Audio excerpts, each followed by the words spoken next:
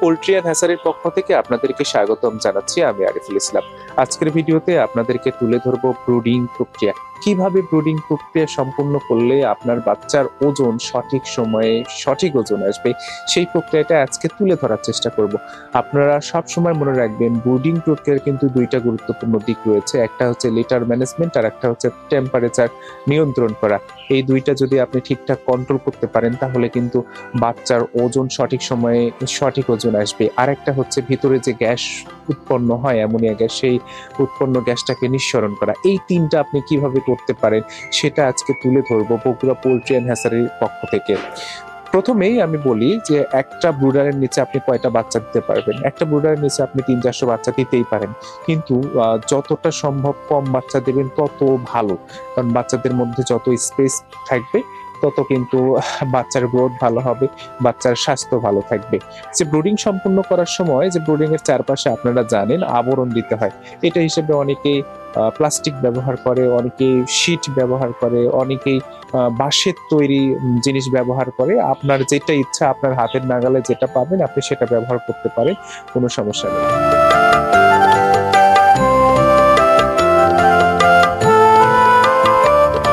Brooding করার ক্ষেত্রে লিটারটা খুবই গুরুত্বপূর্ণ। এই যে দেখুন, আমরা লিটার হিসেবে ব্যবহার করেছি হচ্ছে তুষ।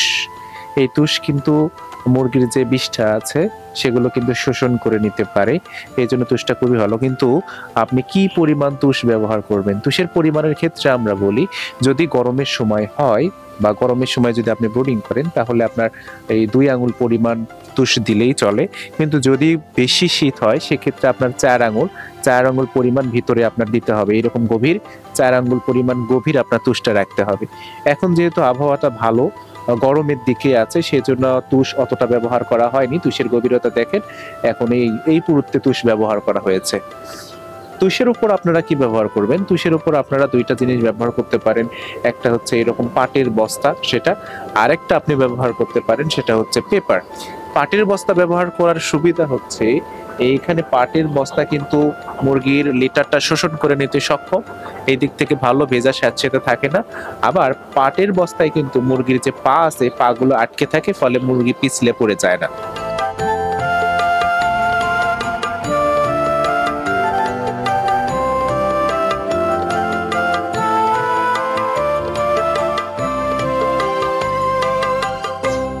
ব্রুডিং করার ক্ষেত্রে আরেকটা গুরুত্বপূর্ণ বিষয় হচ্ছে তাপমাত্রা।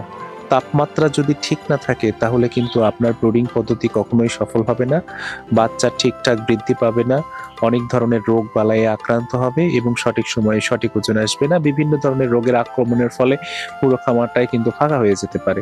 তাই আমরা সব সময় বলি, ব্রুডিং এর সময় যেমন লিটার গুরুত্বপূর্ণ, তেমনি হচ্ছে এই যে থার্মোমিটারের তাপমাত্রা মেইনটেইন করাটাও কিন্তু গুরুত্বপূর্ণ। ব্রুডিং এর সময় সঠিক তাপমাত্রা কত সেটা কিভাবে বুঝবেন? ব্রুডিং এর সময় সঠিক তাপমাত্রা 95 ডিগ্রি ফারেনহাইট।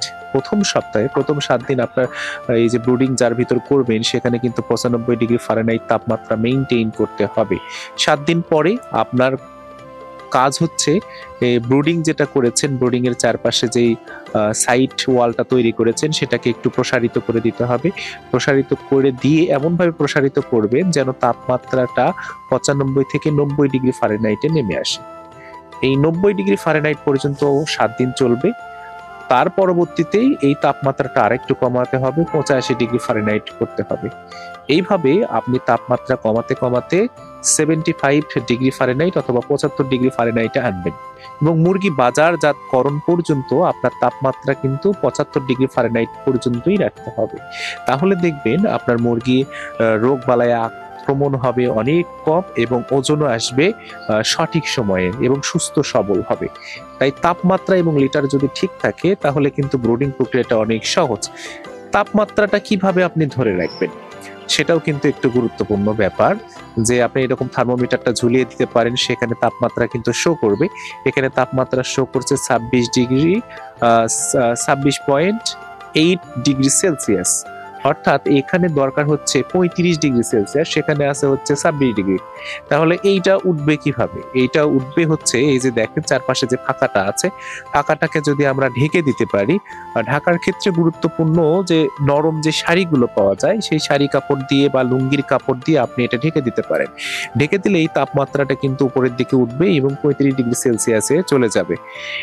আর যদি আপনি শাড়ি ব্যবহার না করে মোটা কোনো কিছু ব্যবহার করেন, সেই ক্ষেত্রে কিন্তু ভিতরে গ্যাস তৈরি হবে, অ্যামোনিয়া গ্যাস। সেই গ্যাসের কারণে কিন্তু আপনার মুরগির শ্বাসনালীতে ক্ষতি হবে এবং মুরগি ঠিকঠাক খেতে পারবে না এবং ভিতরে ইনফেকশন হবে, বিভিন্ন ধরনের রোগ আক্রমণ করতে পারে।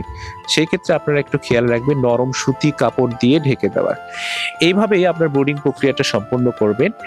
আরেকটা গুরুত্বপূর্ণ ব্যাপার হচ্ছে ভিতরে উৎপাদিত গ্যাস। ব্রুডিং করার সময় কিন্তু ভিতরে অ্যামোনিয়া গ্যাস উৎপাদিত হয়।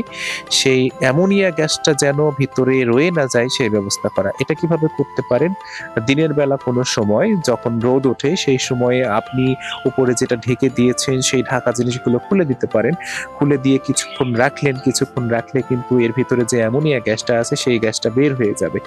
এভাবে আপনি যদি দিনে 2 বার করে অ্যামোনিয়া গ্যাসটা বের করে দিতে পারেন, সেক্ষেত্রে কিন্তু অ্যামোনিয়া গ্যাস দ্বারা যে রোগগুলো হয়ে থাকে সেগুলো আর হবে না। এভাবে আপনি কিন্তু আপনার ব্রুডিং প্রক্রিয়াটা সম্পূর্ণ করতে পারেন। আর আমরা যে দেখেন এই যে একটা ব্রুডার সেট করেছি, এই ব্রুডারে কিন্তু 350-র মতো বাচ্চা দেওয়া যাবে। এই 350 বাচ্চা ব্রুডিং করা যাবে। এখানে 400 বাচ্চা দিলেও কিন্তু ব্রুডিং করা সম্ভব। কিন্তু ব্যাপারটা হচ্ছে কি, 400 বাচ্চা আপনি যখন দেবেন তাদের তো এনাফ স্পেস দরকার, সেই স্পেসটা এরা পাবে না।